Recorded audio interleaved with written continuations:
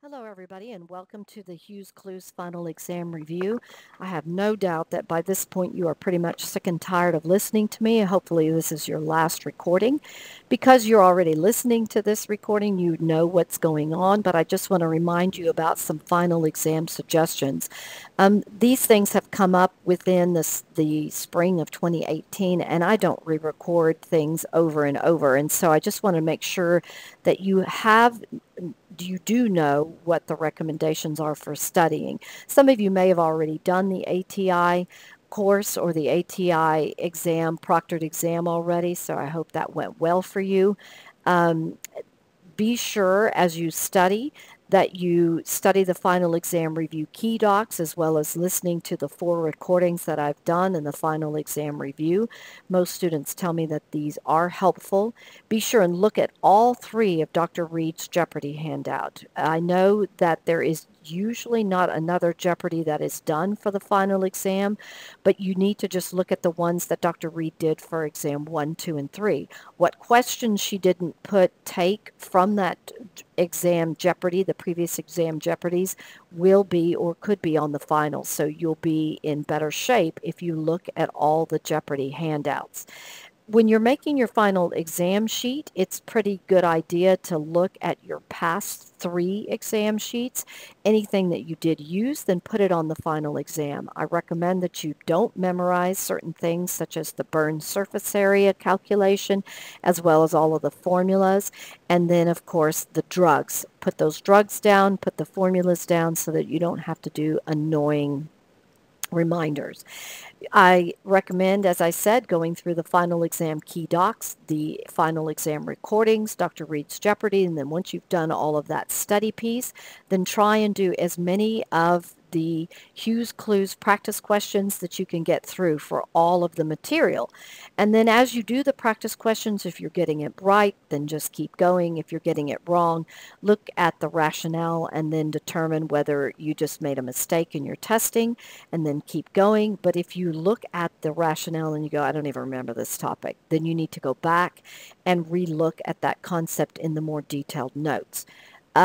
Of course, I cannot tell you what's on the exam because I don't know. Dr. Reed writes the exam, but I will reassure you that for the most part, truly the exam is not nitpicky. It's not the small little details that you're asked about. It is the major concepts. As you go, look through the final exam blueprint. This will kind of tell you which topics you do need to hit, maybe a little bit in more detail, because there may be 2 questions on a topic, and so it's probably going to be a very vague or broad stroke. But if it's 4 or 5 questions, then you might need to study it with a little bit more detail. Good luck on the final. Be sure and email me as you study if you have any questions. Let's talk about the intracranial problem concept. And when we talk about intracranial problems, yes, we do include stroke in this, but there's also intracranial hemorrhages in all the different areas of the brain and also head trauma. So all of those things are intracranial problems, and so they encompass the basic concepts that you're really going to be tested on. And so the first part of the concept is that you have to remember that anytime there is hypoxia or anytime there is decreased O2 to the brain, that in and itself can cause edema, and that the brain, no matter what, has to have oxygen delivery to it. The brain cannot do anaerobic metabolism like many of the other cells in the body. When you think about cerebral perfusion, then hopefully what comes to mind is the formula, the MAP minus the ICP equal the CPP. So let's talk about some numbers rules for your exam. First off, the MAP. You always have to have that formula down, so you need to know how to calculate a MAP anytime you see a blood pressure. That's the first thing you should do before you even answer the question. Now, I've got on here that the normal CPP is 60 to 100, and that is true in the general population. But for Dr. Reed, the normal CPP is really 70. The CPP should be 70 or above, or it's bad. And of course, you go lower. If you go to 60 or 50, then it's even more bad. So for Dr. Reed, the CPP must be 70 or above, or you need to contact the physician. What about the MAP? Well, the MAP must be 70 or above, or you need to contact the physician. And then we go last to the blood pressure. The systolic blood pressure must be 90 or above, or you contact the physician.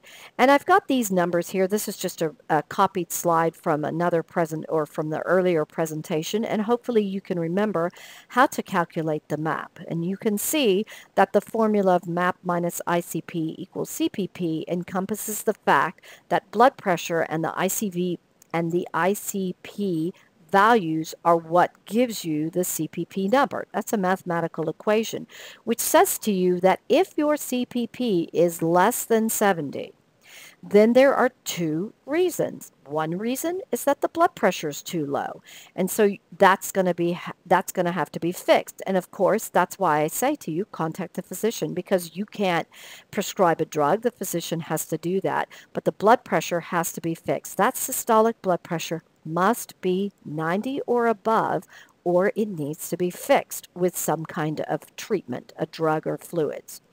The other cause of a abnormal CPP is the ICP, the other part of the equation. And of course, we know that the ICP can be elevated whenever there is cerebral edema. Cerebral edema can occur because of trauma, because of infection, or just simply from a lack of oxygen, such as in a patient who has suffered from a cardiac arrest. When there's no blood flow to the brain or no blood flow to anywhere in the body, then that means no O2 to the brain cells and they become edematous. We know that too much blood in the brain can cause a rise in the intracranial pressure. And then, of course, if there's too much CSF that's collected, and that's not really addressed in this course, that was all about PD. Now, the other part of your consideration, or the major part really, as far as a test goes, is that what are you going to be asked? Well, it's unlikely that you're going to just be simply asked, tell Dr. Reed that you can regurgitate the formula for MAP minus ICP, the CPP formula. No, you're going to be asked about the nursing considerations for any patient with an intracranial problem. So again, we start generalizing. That doesn't matter what kind of intracranial problem. These are the nursing considerations, whether it's meningitis or trauma or a stroke or anything that's intracranial, a head bleed. So where are the two considerations? Well, either you're going to have to identify that your patient who is always at risk for rising ICP with an intracranial problem, is the ICP rising? What are the signs and symptoms of rising ICP? Or if the ICP is elevated, what do you, the nurse, what interventions do you deploy or initiate or do that can decrease the ICP, or what interventions do you deploy to prevent a rise in the ICP in the first place? So that's mostly where your exam question will be focused on. So here are the changes in your patient that indicate a rise in ICP. ICP is increasing intracranial pressure. And you got to know these like the back of your hand, and if you don't, then put it down on your exam sheet. Notice that decreasing level of consciousness is an early sign, which is why it's one of the most common questions that asks you, what are you going to do first? Well, frequently it's LOC. You assess LOC, vomiting without nausea, and then you can see that a widened pulse pressure, which means the blood pressure, the systolic blood pressure goes up, while the diastolic either slightly decreases or remains the same. But if you subtracted the systolic from the diastolic, you'll come up with the number. And if you see a change as in that number increases, the pulse pressure increases, then you have to suspect that the ICP is going up.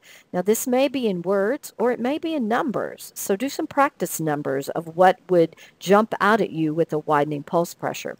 Then there's bradycardia. And then there's a change in the respiratory pattern. And those three things, the widened pulse pressure, the bradycardia, and change in the respiratory pattern, are known as Cushing's triad. Now, the changes in respiratory pattern is pretty broad. It's pretty generic. So what does that mean? Well, it means that the respiratory pattern can be very, very slow or not even present at all. They can be apneic. Or they can have weird respiratory patterns, such as Cheyne-Stokes, where they go a period of very rapid respirations followed by no respirations. Ocular signs or pupil irregularity is a later sign, as well as abnormal posturing, which is decorticate and decerebrate. The other thing that is always asked, and the thing that you have to do, is you, the nurse, must know about what interventions, what things do I need to do to prevent a rise in ICP or to decrease in ICP once it occurs. You can see that elevate the head of the bed 30 to 45 degrees, and we say that very specifically. If you go higher than 45, then you can have a problem with crunching in the abdominal area, which will, when you do a stomach crunch, that will cause a higher ICP, as opposed to if it's lower than 30, that means the head is not elevated, and that elevated head of the bed promotes venous outflow. Keep the neck straight, regulate the blood pressure, separate, in other words, space out stressful activities. This is contrary to me because I always think, well, leave me alone and cluster everything together. But with the rising ICP, you've got to separate things out. Intubate if the Glasgow Coma Scale is less than 8. Coagulate just means that we don't want them too thin or too thick on their blood because we don't want them to bleed or we don't want them to clot. Medicate. Mannitol is your osmotic diuretic, so will help to decrease the edema. Anti-seizure medications, corticosteroids. Always remember H2 receptor blockers. Having an intracranial problem is stressful. We don't want to have an ulcer formed. And then there is hyperventilate. This one usually causes some problems. When we say hyperventilate, the normal PCO2 should be between 35 and 45, and we want that PCO2, or the physician may want the PCO2 to be slightly decreased, 25 to 35, and that's a very specific number in our course. Now, why? Well, if the CO2 goes up, then that can cause vasodilation. Well, how does that increase the ICP? Well, if you have vasodilation, that means that there is a whole lot more blood zooming around in the head, and therefore that can cause a rise in the ICP.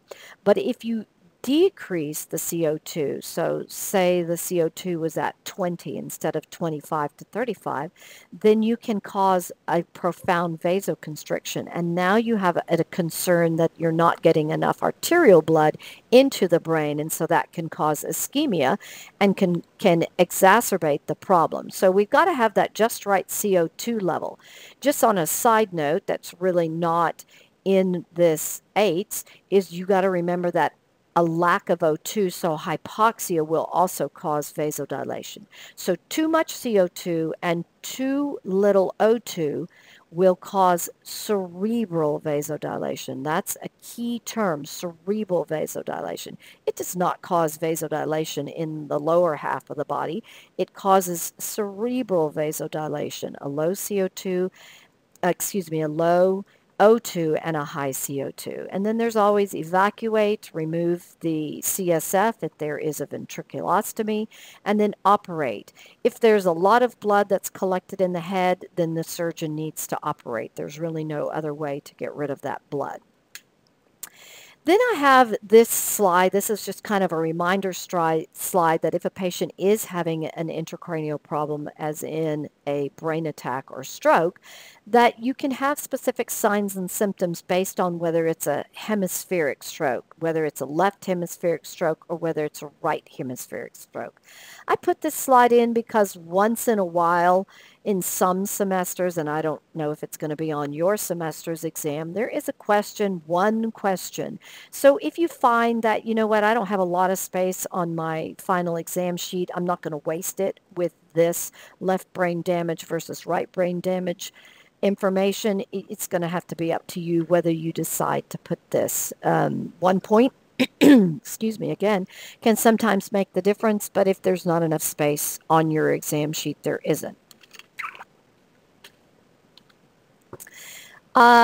This slide is just meant to represent that, yes, when you have hemorrhagic strokes, they do take up space, they do occupy an area, so therefore blood frequently has to be evacuated. And a common cause of cerebral hemorrhage is hypertension. So again, then you have to think about, well, what are the things that go along, control of blood pressure. But with any kind of intracranial problem, again, we don't ever want to just dump the blood pressure down low. We've got to keep that systolic blood pressure at least 90. For any kind of brain attack, fibrinolytic therapy may be, such as TPA, may be indicated. And we know that there is a time constraint on this. The patient has to be present with symptoms that occurred 3 to 4 hours ago. And then, of course, they cannot be at any risk for bleeding, such as a history of trauma or a heart attack or major surgery within the last six weeks to 2 to 3 months. And then no other thrombotic therapy such as aspirin or heparin can be given in the next 24 hours. Remember that there is such a thing as a TIA, transient ischemic attack. If symptoms resolve in less than 24 hours, then you should think along the lines of TIA, and TPA is not indicated unless it is a known or strongly suspected stroke. Well, what happens if a patient is given TPA? What are the most common complications? Well, intracerebral hemorrhage is the most common complication. And what signs and symptoms or clinical manifestations are going to indicate to you, the nurse, that there is an intracerebral hemorrhage, either initially because of a subarachnoid hemorrhage or because of a side effect of TPA. And that's going to be altered levels of consciousness. Remember that LOC is a very early sign that something is happening as far as a neurologic response. All right, so we know we're going to have to assess the LOC on a frequent basis. But there are some questions that ask about prioritization. And no matter what kind of problem is, whether it's an intracranial problem or whether it's a trauma or whether it's an MI, prioritization. So these questions would be indicated to you if you're asked what is the most immediate an action of the nurse, or the initial action of the nurse, or the first action of the nurse, or the most important action of the nurse, or the priority action of the nurse. All these clues in the exam question should indicate to you, I'm being asked about prioritization, and you should think about A, B, C, and D. And you know A, airway, B, breathing, and C, circulation, but D is that disability. And if it's a neurologic problem, then what does the D encompass? Well, that's LOC and pupil assessment. So if you have a patient with an intracranial problem, can you, the nurse, assess levels of consciousness on your way to assessing airway, breathing, and circulation? Well, sure you can. You can multitask, but not on an exam. They want to know each step. So A, B, C is always going to trump or be first or be before D, LOC, whether it's an intracranial problem or not. So again, prioritization, think A, B, C, D. If you can't remember or you don't think you're going to remember that most important initial first priority, if that's about ABC, sing your ABC song before you walk into the exam. And then again, this is just letting you know that we don't want, for any intracranial problem, we don't want their blood pressure to be sky high, but we don't want that pressure to get dumped. 90 of systolic is very important to ensure. Now we're going to switch gears. Deep breath, pause, and we're going to move on to the next topic, which is bariatric surgery. And bariatric surgery is not featured very heavily on the final exam, and so I can only guess what kind of topics or what kind of questions would be related to bariatric surgery. And again, I always think about post-op complications. And so that's a wound infection. Why? Well, you've got an individual who is overweight, which is why they're having bariatric surgery, which means they have a lot of folds, and moisture and bacteria can accumulate in these folds. And if she didn't, or the individual did not clean very well, do the prep for before the surgery and clean their skin, then they are at risk for a post-op infection, as well as always think about sepsis. You've already identified, or we've already identified, the signs and symptoms of sepsis. That's a potential infection, which is every patient on the planet. plus signs and symptoms of SIRS. So always think about sepsis with a bariatric surgery patient. Another post-op complication is a anastomotic leak. And the only reason why I think that this could be on the final exam is because it's got funky signs and symptoms. Of course, you've got tachycardia and fever because you are going to have a peritonitis type problem. And that means the abdomen is going to be distended. There's going to be generalized pain pretty much everywhere, and it's going to be severe. And then kind of some more specific to the anastomotic leak is that the pain may be referred to the back or the left shoulder, and that the patient may experience intractable hiccups. These are really the only two things that I can think of that you're just going to have to remember about bariatric surgery. I guess the other thing is you always have to realize that these individuals are on a dietary issue. If they've had this Roux-en-Y gastric bypass or even just any banding, the stomach is made smaller. So remember that carbohydrates are a big no-no because the body has a tendency to dump the carbohydrates very quickly, and protein is a better source. And you can see from this picture that the pouch only has 20 to 30 ml capacity. So fluids are also not or should not be consumed when the patient's eating. They have to be able to get a decent amount of caloric intake so they don't get muscle breakdown, and that's why protein is their food of choice. Now we switch gears and let's go to hepatic failure. You know, not very many questions on hepatic failure. My thought is that you should be able to wing it, but there are so many complications with hepatic failure, and I always think about ammonia level as probably being the most common or the most often asked about question. So whenever a patient comes in and they have a history of liver issues and they're coming in confused or asterexics, then you have to always think about the ammonia level. Remember that if somebody has an elevated ammonia level, that they are at risk for seizures, they are at risk for altered mental status and confusion, which means you've got to always consider their general safety, because any patient who's not in their best mind state has the risk of having some kind of complication from a safety issue, a fall or something. Notice that with hepatic things, they are at risk for any kind of bleeding, and so therefore you want to decrease the intestinal bacteria and the ammonia production with the neomycin, and then if there is blood in the GI tract, then that will be broken down into ammonia too. So these are all the things that place a patient at risk for increasing hepatic encephalopathy because of ammonia formation. We also have, of course, reduced plasma protein. The liver manufactures most of the plasma, which means these patients can become hypovolemic because of fluid shifts. And I've got just the laundry list here of some things that you want to assess, especially the respiratory function with a big abdomen.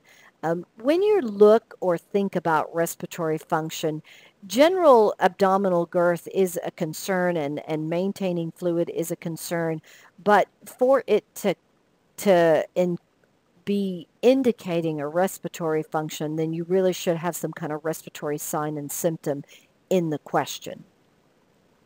Potential problems related to decreased hematocyte function. Remember all about the fact that the liver is the major breakdown source of cortisol and aldosterone. A lot of students forget that whole increased aldosterone effect because it's not broken down, and that leads to sodium and water retention, and then you have glucose management issues. You know, this says here with increased cortisol, you'll have increased glucose, but then the problem also is that if the liver is not functioning very well, then your liver may not have glycogen stores, and so that can place a patient at risk for hypoglycemia. So to my mind, they can have hyper or hypoglycemia. So you just always have to be on the lookout from altered mental status, and is it ammonia problem or is it a blood glucose problem? Always consider potassium. Remember, with aldosterone, yes, the patient will hold on to sodium, but they'll get rid of potassium because there's a counterbalance. And that's a cardiac issue, yes, but it's also a neuro issue because potassium is needed in the brain to adequately metabolize ammonia. So you just don't want your liver patient to be low on potassium, which that kind of stands for almost every patient. Careful with NSAIDs, not because of a breakdown in the liver, because the liver doesn't break down NSAIDs, the kidney does, but you've got a risk for GI bleeding, and liver transplant is truly the treatment of choice. Portal hypertension is always a risk, and again, you've got more of the same nursing interventions. Just read this and kind of get a sense in your head what's going on. Now, one of the things that I do want to make sure I clarify is that there is bleeding, and I mentioned that the liver manufactures your clotting factors and proteins, and so therefore your clotting factors are not well produced, and so the patient's at risk for bleeding. And then you've got portal hypertension, which causes esophageal varices, which puts your patient at risk for bleeding. So there's a whole lot of bleeding risk in a patient with hepatic failure. And we always should categorize bleeding risk in two places. One, what kind of treatments are prescribed to prevent bleeding from happening? And then what kind of treatments are prescribed once bleeding has occurred? And so when you look down here on this propranolol, you can see that propranolol will reduce the cardiac output and heart rate, and that will help decrease the portal hypertension.